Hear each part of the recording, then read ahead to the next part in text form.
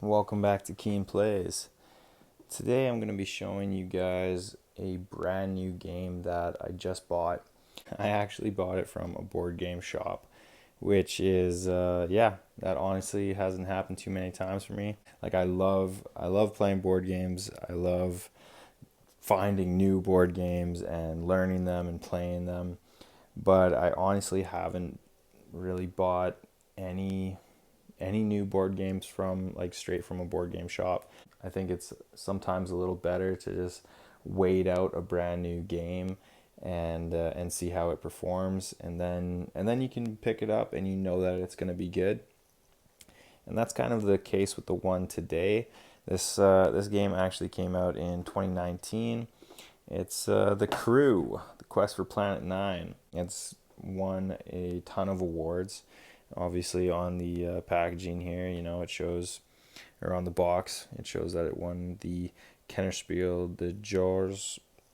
Probably butchered that, but yeah, it won that in 2020, and so yeah, kind of a tried and true game, but one that I don't really know much about other than seeing it on like Dice Tower reviews, and I think it was on like Tom's Top 100. Just something that I've been kind of interested in.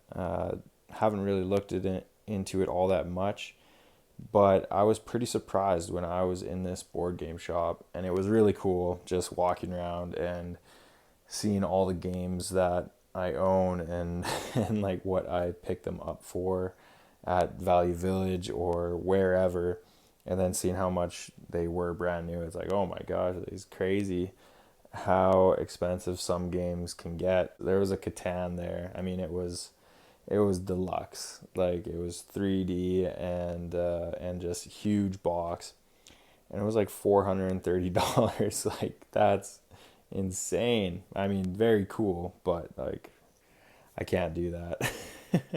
But this one I was actually really surprised. Like it's $17 as you can see there. I had seen this on Dice Tower and them talking about it, and I just assumed that it was going to be more expensive. I don't know. A little bit about it. I looked it up on Board Game Geek.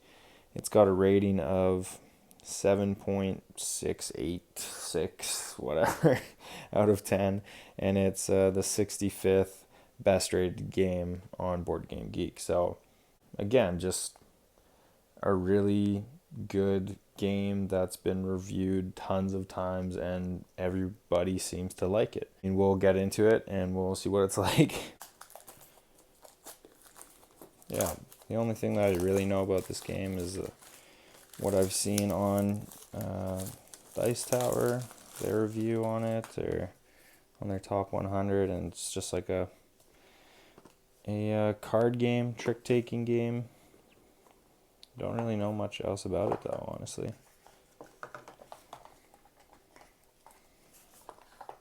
Rulebook, logbook.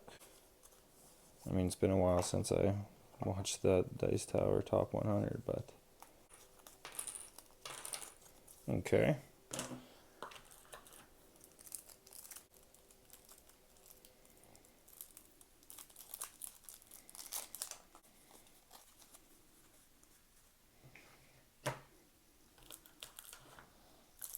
Not much really to it. A few pieces and your cards.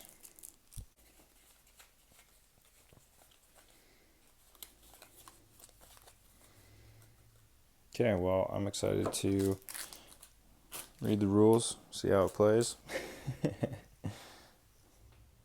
So this is the game set up. We are doing 4 players, but you can play anywhere from 3 to 5. I think there is a 2-player way to play the game as well.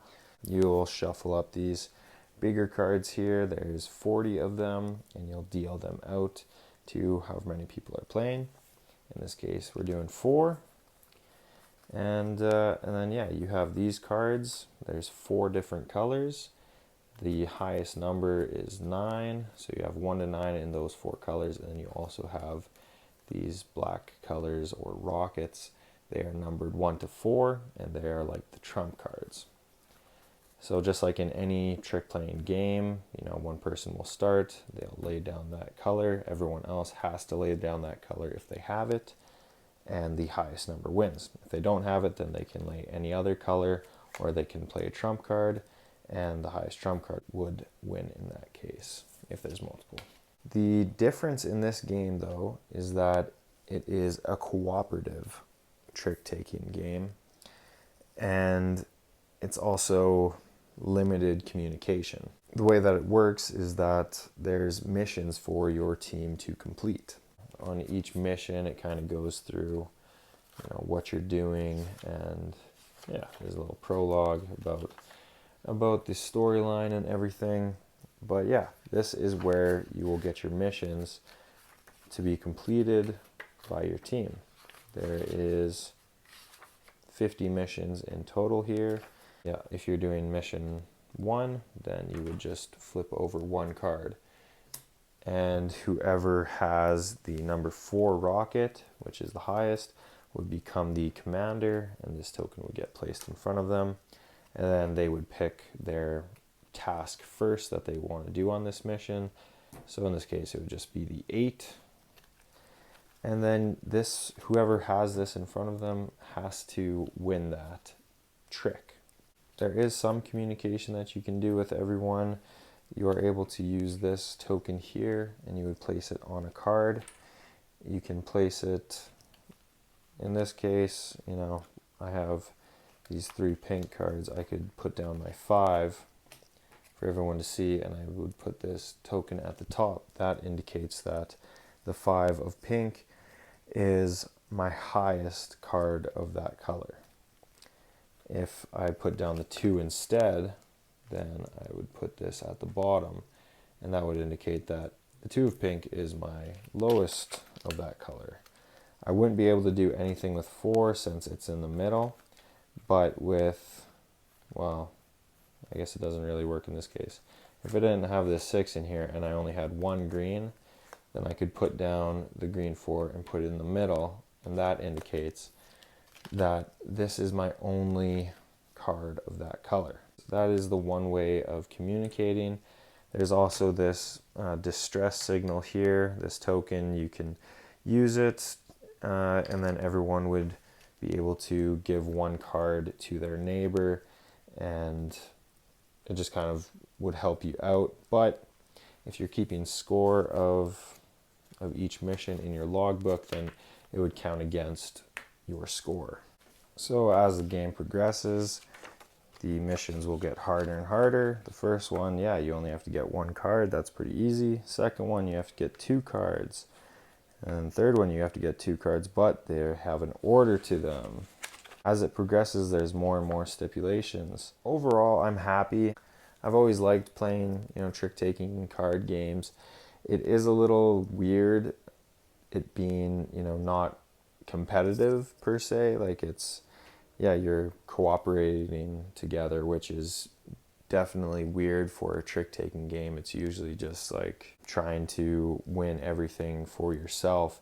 And so then when you know, something comes up and like, oh, I cannot win this or else we lose, it's definitely weird. I'm excited to play this more, get a better feel for it, and seems like a pretty sick game. And yeah, it's cheap enough, you know, 17 bucks. I think it'd be worth it.